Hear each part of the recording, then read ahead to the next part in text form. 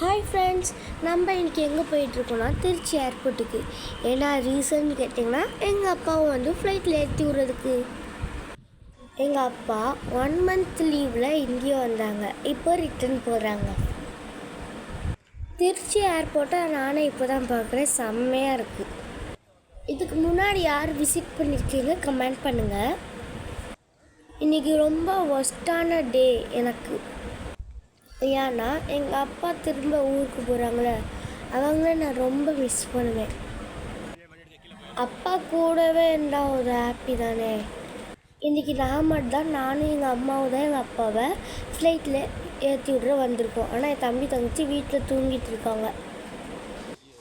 என் தம்பி தங்கச்சி வந்தால் எங்கள் அப்பா விட்டுட்டு போது அழுகுவாங்க. அது அந்த ஃபீலிங் என்னாவே தாங்க முடியாது. என் தம்பி தங்கச்சி அவள் எப்படி ஃப்ரெண்ட்ஸ் தாங்க முடியும்?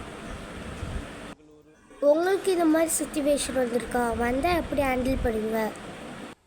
ஃப்ரெண்ட்ஸ், நானும் பெரியவனாகி நல்லா படித்து பைலட் எக்ஸாம் பாஸ் ஆகி பைலட்டுக்கு ஆசைப்பட்றேன் ஃப்ரெண்ட்ஸ். தேங்க்யூ ஃபார் வாட்சிங். லைக் பண்ணுங்கள், ஷேர் பண்ணுங்கள். அழுகாத.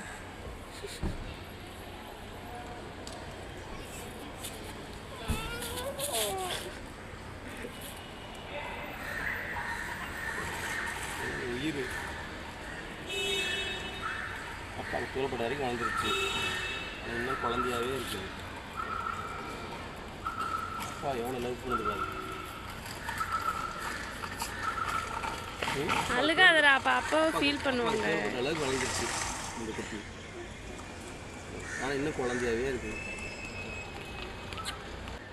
அதுக்காகம்மா கொஞ்ச நாள் கடன் அடிச்சுட்டு அப்படி வந்துடுறோம் பாரு. அப்பாவுக்கு மட்டும் இங்கே போக ஆசையாக இருக்குது. அப்போ தான் நான் வெளியே காமிக்காமல் அழுதுட்டு இருக்கிறேன். நான் உங்களுக்கு புரிஞ்சு போய் மனசு சொல்லாமல் எனக்கு வந்து அம்மாட்ட என்ன சொல்லுங்க இப்போ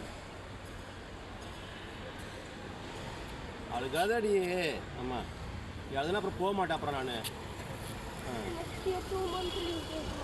தர மாட்டாங்கப்பா. 2 மந்த் தான் தராங்க வருஷத்துக்கு. ஏர்போர்ட்குள்ளே தான் ஃப்ரெண்ட்ஸ் போக முடியாது. சும்மா நாங்கள் ஏர்போர்ட் பக்கத்தில் ஏறி வாக் போகலான்னு நினச்சோம். அதான் போயிட்டு இருக்கேன்.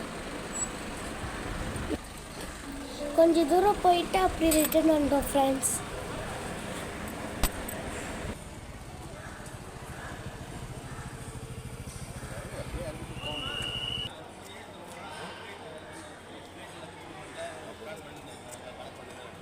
அப்பாவோட கையை பிடிச்சி நடக்கிறது எவ்வளோ ஜாலி ஃப்ரெண்ட்ஸ். உங்களுக்கு இன்னும் சர்ப்ரைஸ் காட்டுறேன் ஃப்ரெண்ட்ஸ். ஏர்போர்ட்டில் ஒரு காஃபி எவ்வளோன்னு தெரியுமா? நம்ம இங்கே ரோட்டு கடையில் வாங்குற மாதிரி 10 ரூபா 20 ரூபா இல்லை. அங்கே ஒரு காஃபி 50 ரூபா ஃப்ரெண்ட்ஸ். அதை நாங்கள் 3 பேர் ஷேர் பண்ணி குடித்தோம். எப்படி வச்சு